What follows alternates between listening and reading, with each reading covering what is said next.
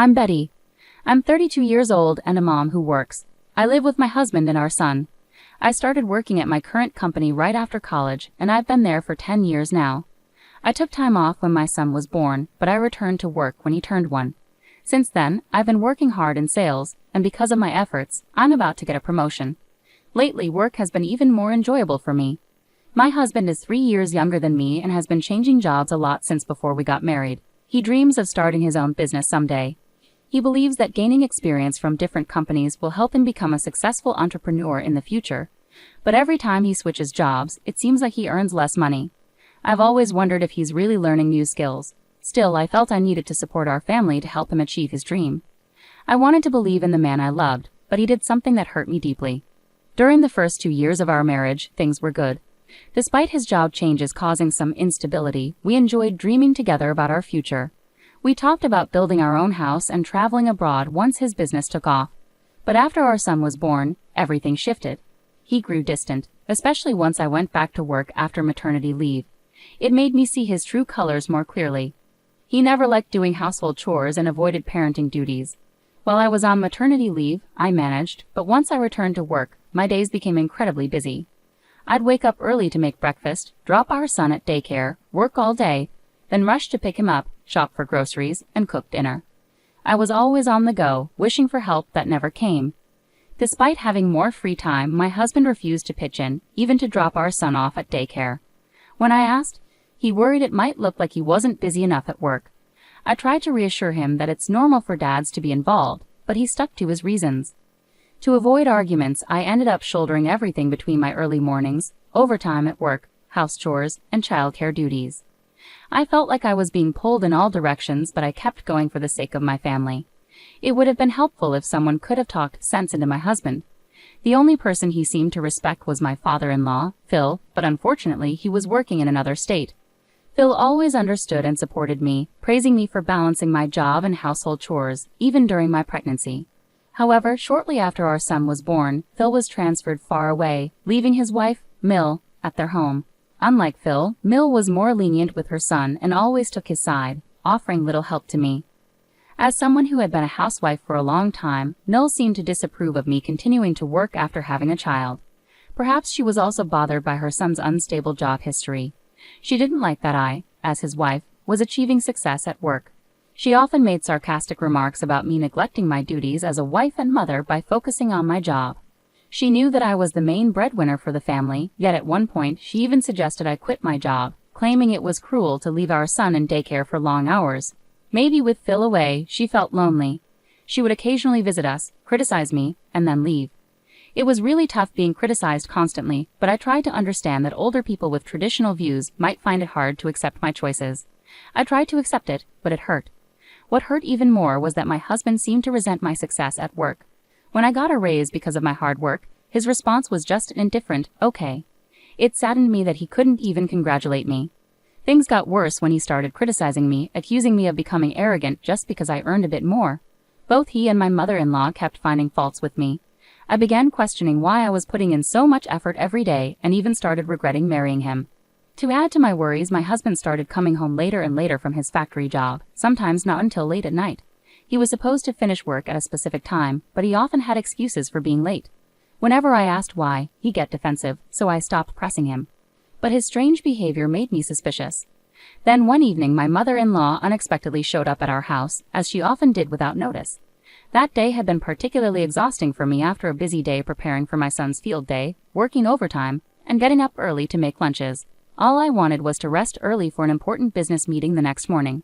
My son was already in bed by the time she arrived, but her presence meant I couldn't just go to sleep. Feeling obligated, I dragged myself to the kitchen to make coffee for my mother-in-law. Suddenly my husband grabbed my arm, surprising me. He offered to do it himself, which was rare because he usually left all the household chores to me, no matter how tired I was from work. I thought he was just showing off in front of my mother-in-law, pretending to be helpful. I tried to ignore him and continue, but he held onto my arm firmly and insisted that I sit and rest, possibly guiding me to the couch. I felt stuck. If I let him make the coffee, my mother-in-law might criticize me for bossing him around. However, to my surprise, even she told me to relax and let him do it, smiling at me. While I talked with her, my husband went to the kitchen and started making coffee. I couldn't shake the feeling that something was off. It was unusual for both of them to be so kind suddenly. What was going on today? As I wondered, my husband brought over a tray of coffee cups with a smile and offered me one. I thanked him but kept watching him closely. He kept glancing at me, and even my mother-in-law seemed unusually restless. Something was definitely not right. As I lifted the cup to take a sip, I suddenly realized they were up to something. There was a hidden motive behind their sudden kindness, and I wasn't going to fall for it. I decided it was time to take action. All right, they better be prepared. I'm not holding back anymore. I held up the cup in front of me and paused just before drinking. Turning to my husband, I asked casually, "Do we have any cookies? Should we bring some out?" It was unusual for him to serve snacks to guests, but since he had insisted I relax, he would have to get the cookies. At first he seemed confused, but as expected he nodded and went to the kitchen to fetch them. My mother-in-law apologized and followed him to the kitchen. This was my chance. When my husband returned with the cookies, I finally took a sip of my coffee. My mother-in-law sat beside me and started drinking her coffee too. We chatted for a while, and I showed her a video of our son's field day. Throughout, both my husband and mother-in-law kept giving me odd looks. Despite their intense stares, I kept a straight face and continued sipping my coffee. Seeing my calm demeanor, my husband looked puzzled. Just when I thought things would settle down, something unexpected happened. My mother-in-law suddenly turned pale, stood up abruptly, and hurried out of the living room, clutching her stomach as she rushed towards the bathroom. As I thought to myself, I knew it, I glanced at my husband. He stood there, eyes wide with shock. Then he shot me a glare before rushing after my mother-in-law towards the bathroom. He banged on the door, shouting, "Mom, are you okay?" She was groaning inside, but her words were unclear. I could guess from her sounds, though. After a few minutes, my husband returned to the living room, leaving my mother-in-law in the bathroom. His face was pale, and he bit his lip nervously. I said to him, "Looks like you spiked my coffee, huh?" He shouted back, his eyes bulging, "So it was you all along." I smirked. "Nope, it was you, right? I switched my coffee with your mother's because yours looked suspicious." "You're awful for suspecting me like that," he retorted. "Well, who's really the awful one here? I bet you put laxatives or something in there, didn't you?" There was some strange powder on the rim of the cup. It was too obvious. The situation with the white powder in the cup my husband gave me raised red flags. If he had been someone who regularly made coffee, I might not have been suspicious. However, he never did household chores, and my mother-in-law tended to take charge. Their sudden niceness and insistence that I relax seemed too good to be true. I watched my husband closely and was cautious about the coffee he offered me. Eventually, he confessed. He admitted he had planned to sabotage an important business meeting I had the next day by making me sick. If their plan had succeeded, I would have had to cancel the meeting or risk embarrassing myself by needing frequent bathroom breaks, potentially damaging my reputation at work. Putting something in someone's drink is clearly wrong and could be considered a crime. Did they really dislike me so much that they would stoop to such a level? I started to feel sorry for them. My husband, now defiant, glared at me and threatened, "If anything happens to my mom, I'll sue you for damages." But I responded with a smirk, "What are you talking about? If anything, you should be compensating me.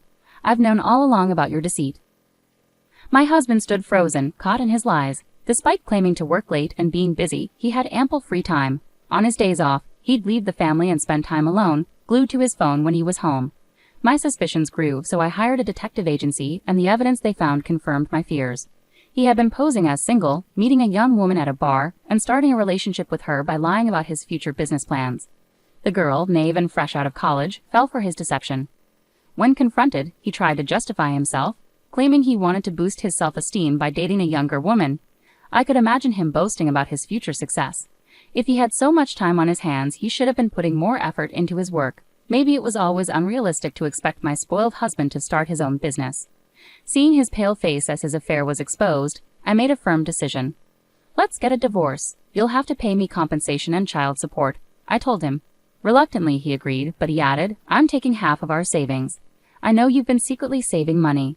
I chuckled inwardly, knowing better. There's no money of mine to take. Most of the savings are from before we were married, which isn't subject to division. He looked puzzled and argued, "That can't be right. Besides, you've been earning money lately." "The money I've earned recently has mostly gone towards our living expenses, with you contributing very little," I calmly explained.